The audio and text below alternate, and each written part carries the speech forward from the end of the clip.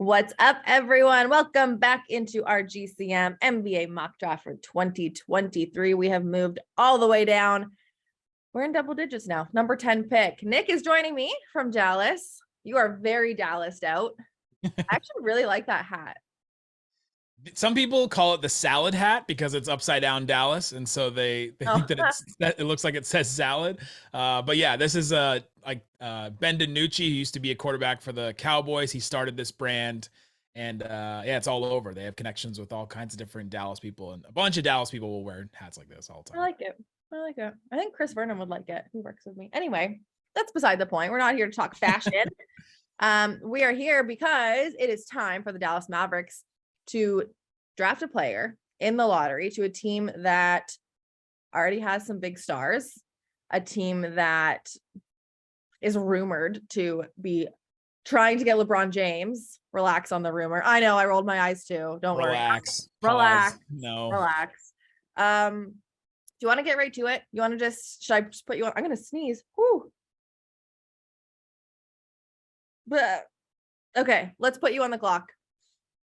Start it right off because look, essentially you're building around Luka, right? Like there's a lot of these teams, Nick, and I say this because it's not like an Orlando or a Houston or like even Washington to a certain extent where you're young and you're just trying to get talent. Like you're really building around Luka, who is an MVP caliber player and has been. So let's go. Who are we taking with the number 10 pick? With the 10th pick in the 2023 Grind City Media mock draft, the Dallas Mavericks will take Dereck Lively II from Duke, the center. I was told by the commissioner, I won't try and dox who that person is, but I was told that I could not make any trades. I think the Dallas Mavericks will make a trade, and I think they will trade this pick to either move off of some of these contracts or to bring in talent. They have to have a guaranteed like 100% contributor, like foundational level player with this asset. It's their best asset they're going to have this offseason. They have to get back in the playoffs. There's just no other question about it. And so you have to take that asset and turn it into somebody that can play 30, 40 minutes for you in the playoffs. Like it has to be an Aaron Gordon type, a Malcolm Brogdon type, but some of these players we've seen that have gotten traded for a first round pick, they have to turn it into that. If they can't do that, and like in this mock draft, I couldn't make a trade, I decided to go with Dereck Lively because I think Dereck Lively has all the tools and all the things of what the Mavericks absolutely need. And that's a center that can block shots at the rim, that can rebound, that has maybe a little bit of a step out and can shoot game. He was hitting a lot of those in his workout and hitting a lot of threes in his workout, but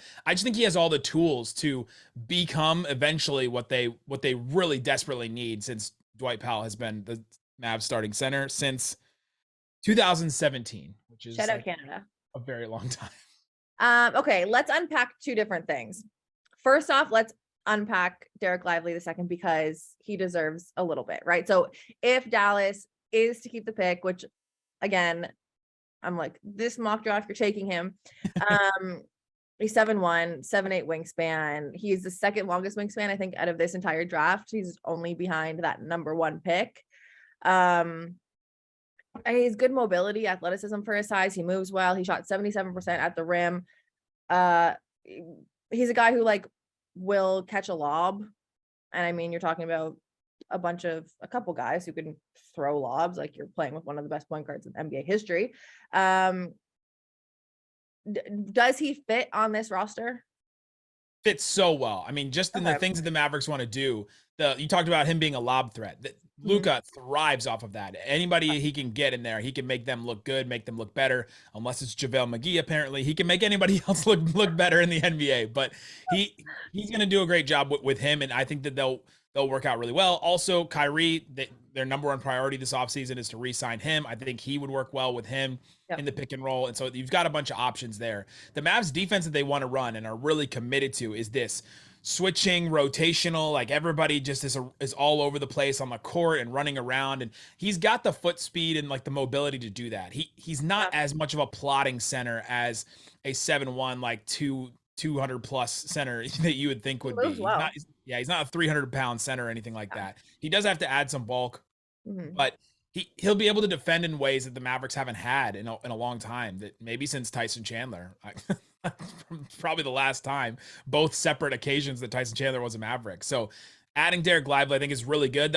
The issue, and one of the reasons why I think they'll end up trading this pick, is can he come in and step in day one and be a foundational type player? Can he be the starting center day one? Like, probably not. You look at a guy like Mark Williams from last year, the center from Duke, who was in his sophomore year, came in and for the Hornets and had to play on their G League team. Like, couldn't even play on the Hornets for his rookie. Yeah, it's a lot to ask of for a rookie, for sure. He eventually came in and started to play about 20 minutes a game, but the Mavericks need that right now. Like, they need somebody to come in and play those minutes right now. Can Dereck Lively, Maxi Kleber, Dwight Powell, if he comes back on some kind of minimum or something, and JaVale McGee, can that be a good enough center rotation?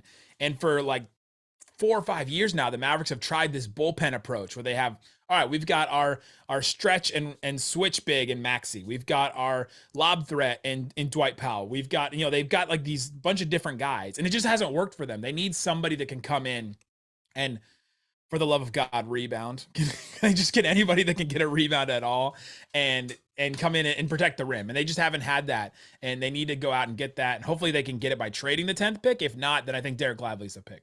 Okay, and that's the second thing that I want to quickly unpack. You mentioned a few names. You said like Aaron Gordon-like players. Yep. Looking at, and I know this is early because we're not in like re-signing times right now. This is before the draft, just so everyone knows. This is like early June. We're recording this. With who the Mavs have right now, with the cap space they have, with this tradable asset, let's say that they have with this number 10 pick, who are like some realistic names that you think could come in and be that person who can contribute off the get? Yeah, I'm looking at, if I'm looking at a center specifically, I'm looking at Jared Allen. Do the Cavs make some kind of move where they say, okay, Evan Mobley's ready, and if we're going to be at our best, we need Evan Mobley to play the 5 and to be that, and we need to move on from Jared Allen because of tax implications, but also just because of talent and how he fit. So Jared Allen, could he be that guy that the Mavs trade that pick for? Miles Turner in Indiana, he's been in trade rumors a lot the last couple of years. I know they re-signed with that extension, but maybe they just did that to keep him as a trade piece. Maybe he's locked in back into this.